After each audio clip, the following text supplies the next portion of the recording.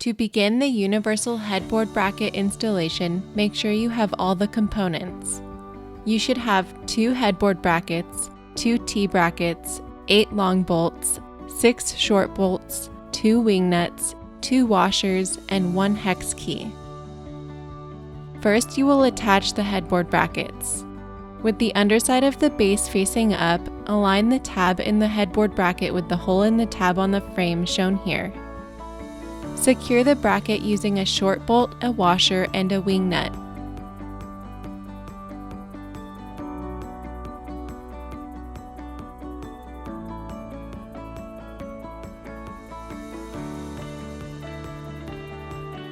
Make sure the bolt is tight.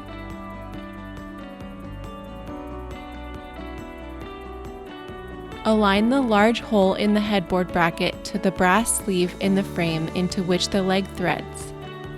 Hold the bracket in place and screw the leg into the base until it is snug. Do not over-tighten. Too much force may cause the leg to spin freely. Next, you will attach the T-bracket. You will need to measure the distance between the mounting holes on the headboard and install the T-bracket to accommodate the headboard. Slide the T-bracket through the end of the headboard bracket. Align the flat side of the T-bracket plate to the mounting holes on the headboard. Secure the T-bracket in place by inserting 2 short screws through the headboard bracket.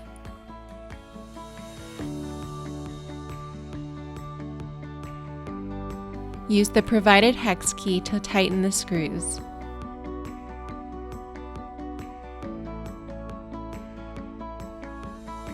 Repeat these steps for the other side. Using at least 2 capable people, carefully flip the base onto its legs.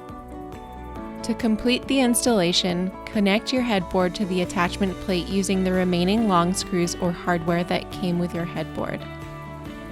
The heads of the bolts will face outward. Use the hex key to tighten the bolts. The installation is complete.